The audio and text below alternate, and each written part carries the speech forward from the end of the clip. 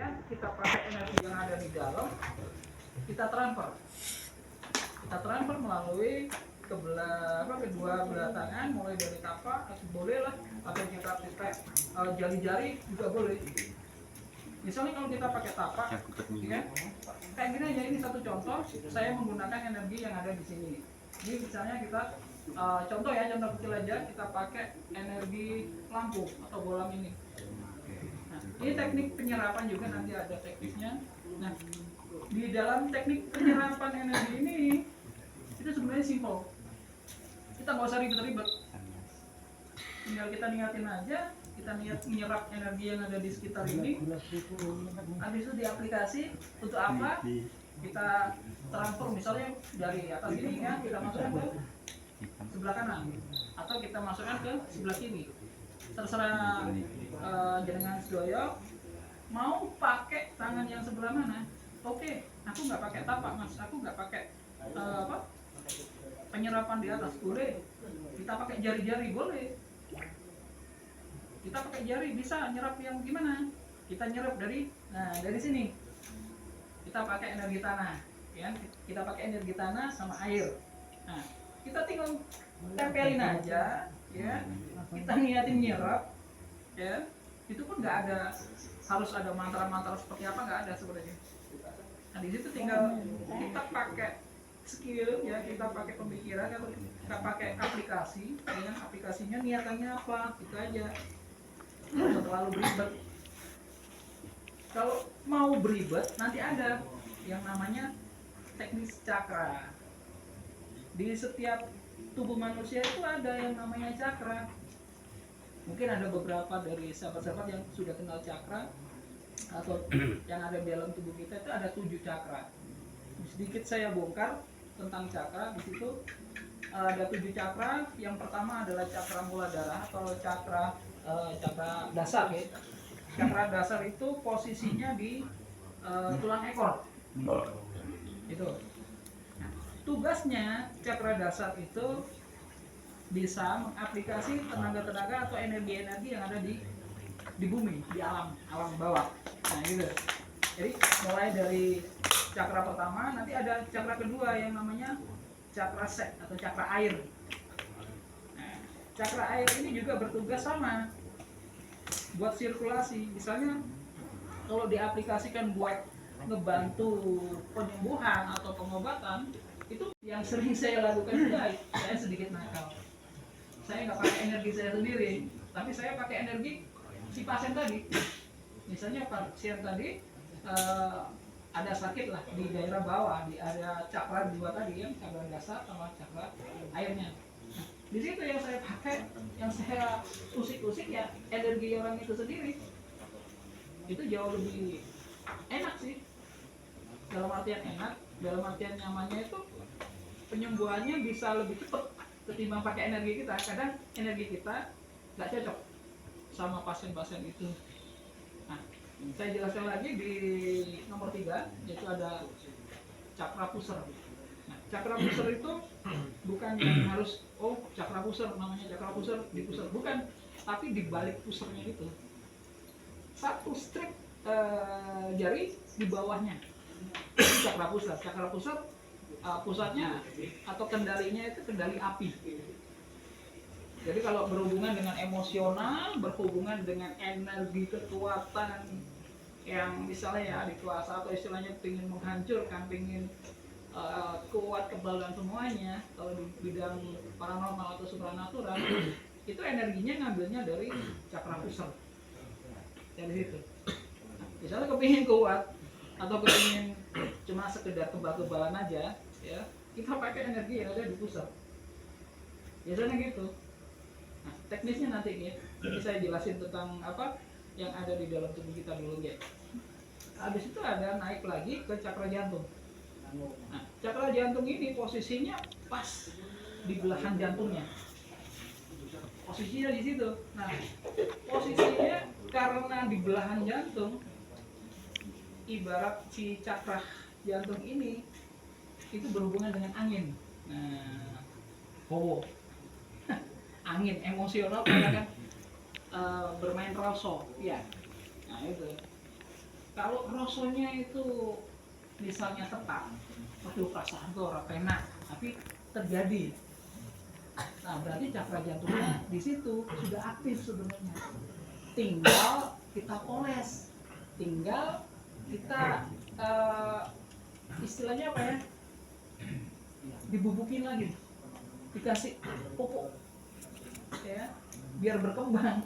Ya, cakra jantungnya semakin cakra jantung tadi itu berkembang, nggak ada yang nggak mungkin kita bisa berasa apapun juga. Walaupun kita seorang praktisi istilahnya itu pengobat ya atau pembusada, sebenarnya nggak ada hubungannya kita pembusada atau paranormal atau supranatural, nggak ada. Begitu cakra jantung tadi sudah aktif, ya itu tadi ciri-cirinya gampang rosol. Ya hubungannya gampang rosol itu bisa kegeeran atau istilahnya itu baper, ya kan? Bukan, tapi dalam tanda kutip rosolnya itu kuat banget. Wah, perasaanku nggak enak ini. Kayak istilah klasik atau istilahnya pelajaran kuno itu firasat. Firasat tuh nggak enak. Nah, itu bermain dengan angin, hawa udara ini. Nah, sedangkan di sini saat ini ya hawanya ini lumayan selain dingin. Nah, sekarang dibikin hangat. Dari yang tadi dingin, sekarang sudah ngumpul bunder ser gitu ya. Sudah hangat ya kan? Sudah hangat karena tadi energinya sudah ngumpul banyak. Naik lagi ke cakra berikutnya nih, saya jelaskan dulu.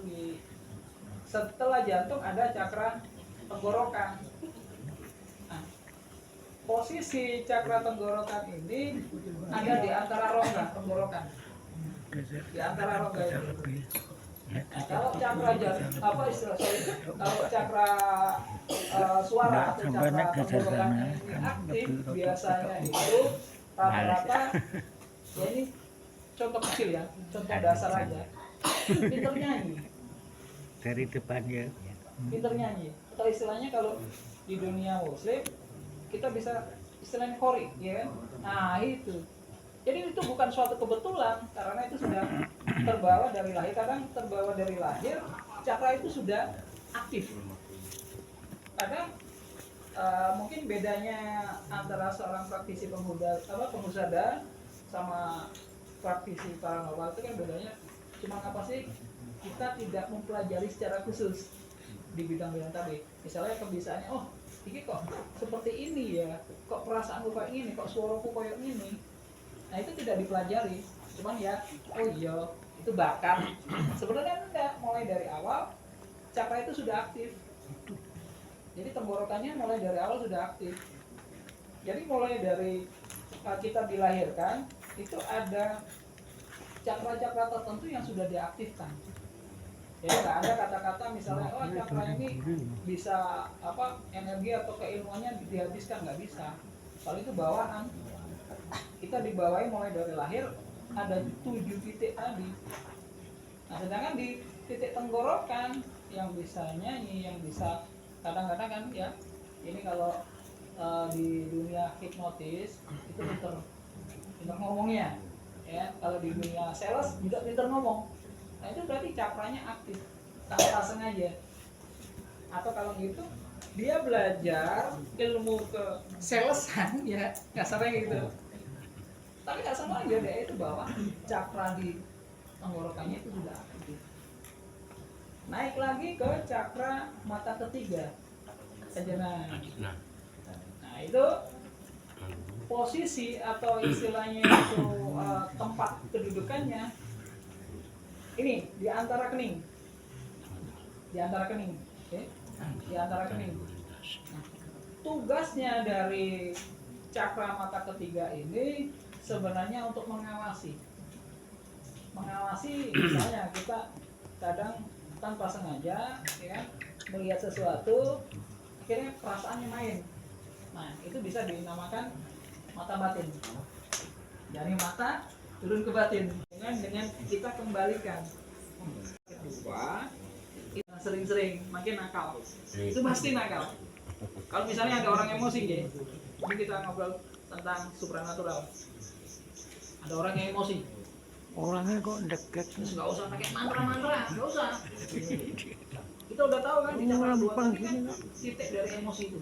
Dibatin aja, pegang gini ya kan. Menang gue. Kalau cakra kedua kita itu aktif, ya langsung nyambung ke situ. Itu pasti bisa kok itu. Tanpa kita harus bermeditasi lama-lama, tanpa kita harus mandi kungkung atau kita nyepi di mana-mana, nggak perlu. Cuma dengan pengaktifan tadi.